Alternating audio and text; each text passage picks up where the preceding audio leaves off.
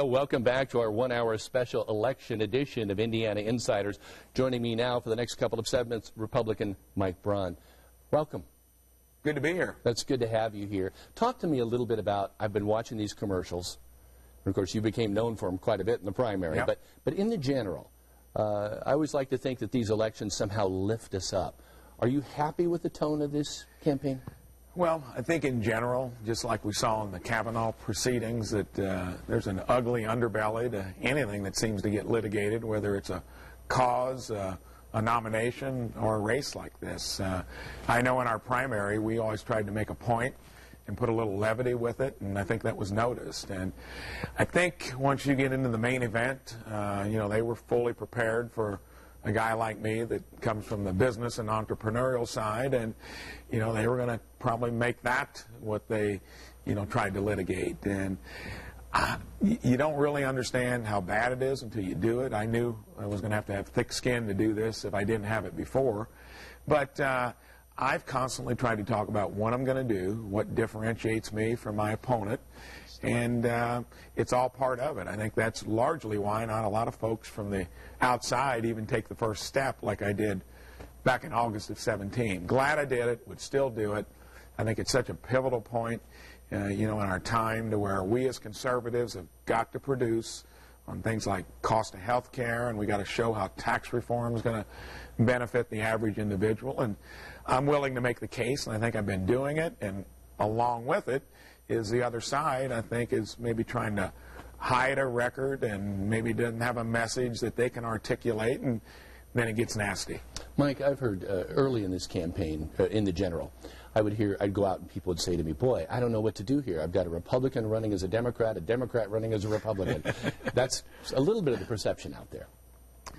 Well, I'm being a Main Street guy, moved back to my hometown back when we had to make the biggest decision in our life, and I went out east to business school right after college, and background was finance and really could have done a lot of things. It would have been in the corporate world, and I think kind of a life that you couldn't sow some seeds, plant some roots, and we decided to move back to Jasper. So in southern Indiana, is a legacy area where it was all conservative Democrats, and that's changed over the last 10 to 15 years because of the National Party being so coastal in its point of view. That's one of the points I've tried to make in this election, is that Joe Donnelly, even though he talks as a Hoosier, he votes almost 100% of the time on the big issues with Chuck Schumer in the liberal side of the party. Anybody that would say I have any Democratic background, it would be only on the legacy. I think the issues are the same. I think we all want to make sure that we figure out how to address health care.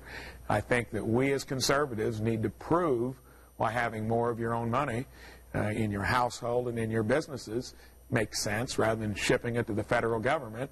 And I've said it from the day Vice President Pence came in.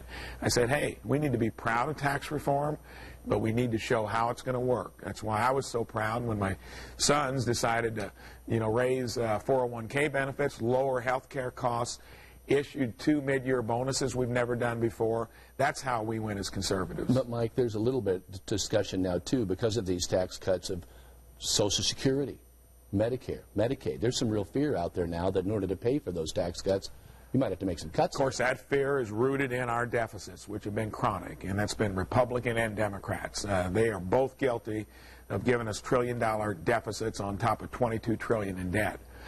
Where the Democrats made a mistake is they didn't think it would energize our economy like it has. I've been doing this for 37 years and never seen it as robust as it is now. That means small businesses, medium-sized businesses, households are doing better. I think we as conservatives need to prove that now that we have more jingle in our pocket as business owners, share those benefits with your employees. I think the Democrats made a big mistake when they started touting the only effect of this was going to be $1.5 trillion in additional deficit. I think when we're growing close to 3% or in the high 2s or the low 3s, it's all revenue neutral. And my opinion is if we have the discipline to start lowering spending, we can actually start shrinking these deficits, and it's not going to be a negative deficit effect. It's going to be neutral or slightly positive because the economy's humming. Yeah, I know, and it seems like in the last couple of weeks, Republicans have really found religion on pre-existing conditions. That's become a real national campaign now. Yep. Talk to me a little bit about, would you vote always in favor to keep pre-existing conditions? 100%. And I never liked it when we trotted out the repeal of the Affordable Care Act. That was the biggest misnomer ever.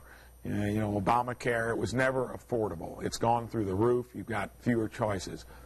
And the Democrats couldn't believe a feisty entrepreneur found a way to take on the health insurance companies. And it was ridiculous what they were selling to us as employers, the amount of money they were making on it, the fact that all they cared about was high premiums and remediation. I said enough's enough. I want insurance for my employees that's going to be predictable and stay closer to flat rather than trotting up 5 to 10% a year. I will never be for anything unless we cover pre-existing conditions and no cap on coverage.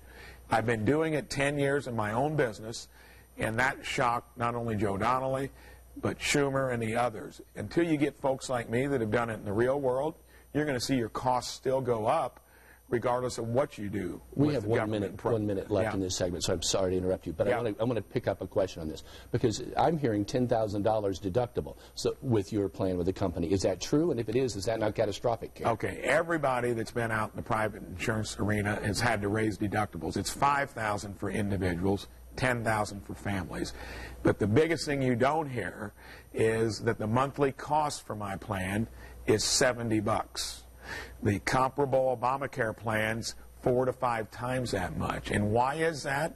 Because I found out how you drive costs down by making things transparent, having your employees engaged in their own well-being. And my guarantee was to make sure your premiums are low and stay stable, and I've done it. That's what Obamacare wanted to do, but it didn't produce. All right. We'll be right back with the second segment with Republican Mike Braun, candidate for the United States Senate, in a minute.